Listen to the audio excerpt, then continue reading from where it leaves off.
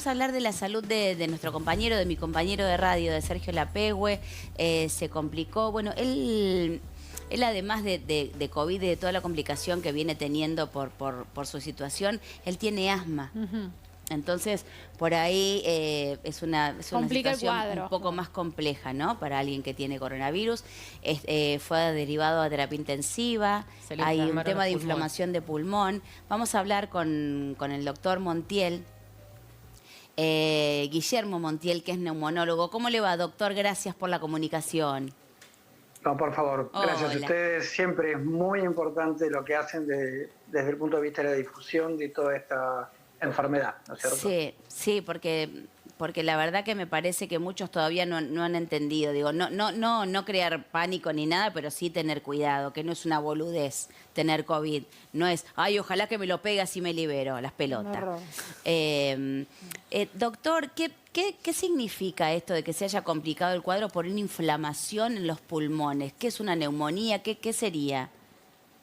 Sí, el COVID es una nueva forma, no es comparable con las pandemias anteriores que habíamos tenido, ¿no? Ajá. Así que nosotros la estamos considerando como una nueva forma porque se está comportando absolutamente diferente de las otras pandemias virales que tuvimos.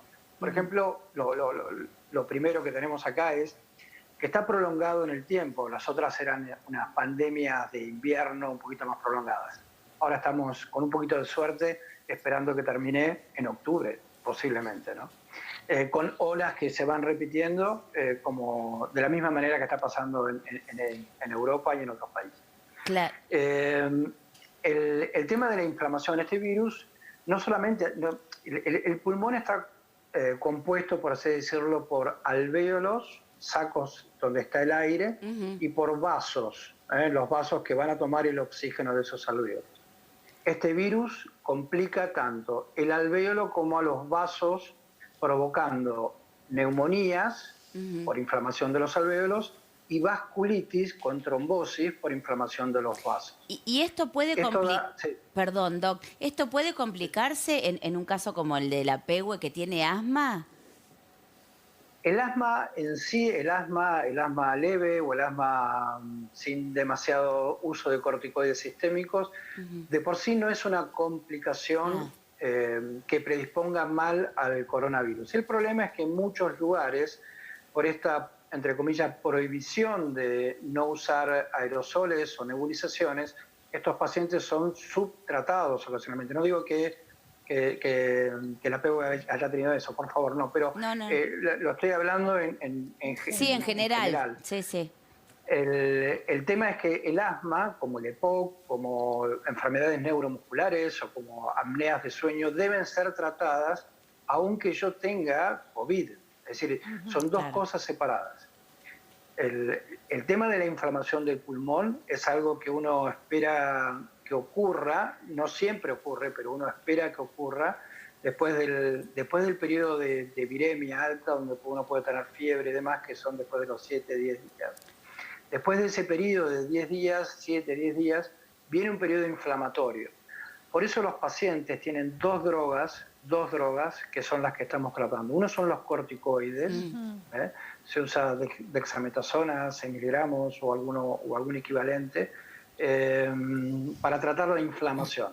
Pero además se reciben enoxaparina, que es un anticoagulante, para evitar que se formen los trombos dentro de los vasos del porque no caminan y claro, todo eso, no, porque le pregunto esto, porque yo tuve una situación, estuve internada 2 días, no podía respirar, digo, y yo desde el día 1, yo no tengo asma, no tengo ninguna complicación de nada, soy exfumadora, pero digo, aparentemente no pasaba nada. Yo pensaba que le iba a pasar caminando, como dicen, y al 8º día terminé internada porque no podía respirar.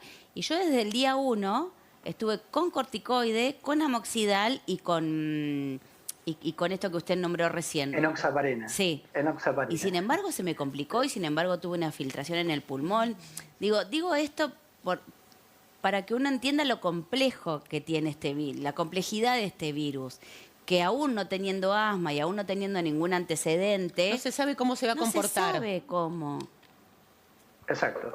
Siempre hay que estar un poco adelante, es decir, ya pasó la primera ola, ya estuvimos muchos meses para aprender más o menos por dónde venía este virus, y hay cosas que no nos tenemos que descuidar. Primero, el uso de estas dos drogas en los pacientes que tienen insuficiencia respiratoria por inflamación del pulmón o de los vasos.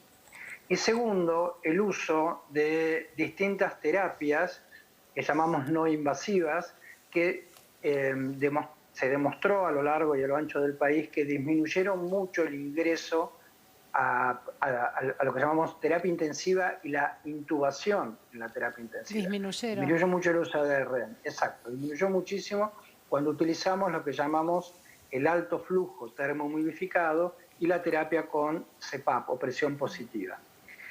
En principio lo que hace eso es, un pulmón inflamado lo que hace es disminuye su volumen, entonces cuando le ponemos estas formas de oxigenoterapia, el pulmón evita, estas terapias evitan que el pulmón se colapse. Entonces de esa manera mejoramos la oxigenación, dándole como una protección a ese pulmón inflamado. Perfecto. ¿Y tenemos suficientes aparatos de alto flujo? Porque hace unos años había muy pocos en la Argentina. O se usaba barbijo, ¿cómo se dice? Bigotera o intubación. Y este es un término medio más cerca de la intubación que es muy interesante, como usted decía, doctor. Mira, a principio de la pandemia, con muy poca información, hay distintas sociedades médicas aconsejaron a distintos ministerios de salud y se salieron a comprar respiradores, muchos respiradores, sin tener en cuenta algo que era obvio antes de empezar, es que no iba a haber la cantidad de gente suficiente entrenada en los respiradores para poder manejarlos. No es lo mismo, yo estoy en el Hospital Fernández, donde hay una terapia que está muy bien preparada, o en el Sanatorio Anchorena, por así decir algo, que están terapias muy... A ver, bueno. Ahora vamos a ver si podemos retomar. Ahí está, Guillermo. Ahí está. Perdón, lo habíamos perdido un minuto. Está bien. El otro día me llamaron de Santa Fe, de una ciudad muy importante de Santa Fe, que tienen una realidad que se puede constatar en muchos lugares, muchos hospitales, que hay dos respiradores por cada cama. Entonces, esa falta de previsión, hablamos ya con distintos ministerios de salud de distintas provincias, y lo que se trata de hacer justamente ahora es prepararse con una forma ordenada para la segunda ola. Claro. Acá nosotros trabajamos mucho con el doctor Ignacio Previgliano y con el doctor Quirós en Capital, tratando de hacer realmente algo que es, yo no diría novedoso, pero sí organizado. Estas terapias son muy viejas, o por lo menos desde el 2011 estamos trabajando con él. Doctor, quiero volver a ver, si pensamos en las últimas semanas, en los últimos días, en la industria de la televisión, del espectáculo, hay muchos casos que llamaron la atención. Estamos hablando de Tamara Pettinato, de Darío Barassi, de Flavio Mendoza, Carmen Barbieri, que ayer hablábamos, que estamos esperando, por supuesto, que se recupere. Y el caso de Sergio Lapegue, ahora en particular, que no está de ninguna manera en la situación que está atravesando Carmen Barbieri, pero que entra en una terapia intensiva. Y uno se asusta, por supuesto, cuando hablamos de terapia intensiva. ¿Qué es lo que determina ese pasaje a terapia intensiva o a una terapia intermedia de una habitación normal? Pregunta difícil, pero en principio te lo diría que es la condición clínica del paciente y por supuesto el entrenamiento que tengan los médicos o la afiliación que tengan, si son más allegados a la SATI o más allegados a la Asociación Argentina de Medicina Respiratoria. Y si digamos el entrenamiento que tengan en esto, la experiencia que hayan hecho en los meses anteriores. Hay muchos lugares, muchos sanatorios, la Clínica Juncal está entre ellos y demás, donde tienen la experiencia del tratamiento con terapias que en principio evitan el ingreso precoz al respirador. Ingresar precozmente un respirador ya de por sí tiene sus complicaciones. Entonces, lo importante es, primero, si necesito entrar al respirador, no retrasarlo. Pero si no necesita ingresar al respirador, tenerlo, exacto, no adelantarlo. Y tener los medios, que son terapias de, entre comillas, fácil implementación y con una eficiencia demostrada hasta el día de la fecha, no solamente en Argentina, sino en distintos países de Europa, con una altamente eficiente. Disminuyen hace un 70% el ingreso a al respirador de terapia intensiva. Doctor. En algunos sanatorios, sí, perdóname, pero era para terminar, en algunos sanatorios estas terapias de alto flujo se realizan en la terapia intensiva, no significa que vayan a ir al respirador.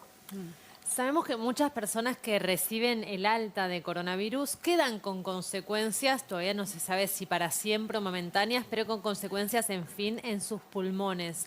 Ahora, tomando un caso como el de la PEWE, cualquier persona que ya de por sí tiene una enfermedad pulmonar como puede ser el asma, ¿qué se puede esperar de la recuperación? ¿Es probable que quede con consecuencias? La única forma de responder a tu pregunta es planificar un seguimiento. Como es una enfermedad nueva, todavía no sabemos si van a quedar lesiones en los vasos, produciendo a la larga hipertensión pulmonar, o en los bronquios y alvéolos, produciendo una fibrosis pulmonar. La única manera que tenemos para asegurar eso es organizar por los distintos servicios de neumonología o neumología, los seguimientos pertinentes. Estar buscando algún síntoma para hacer tratamientos específicos. Así que lo que les va a pasar hoy, lo que estamos haciendo en distintos hospitales de Capital Federal, es exactamente eso, organizar los servicios de neumonología para ir recibiendo a los pacientes. Muchos, la mayoría, no quedan sin secuelas, aunque hayan tenido neumonía severa. Pero otros hay que seguir. Sí.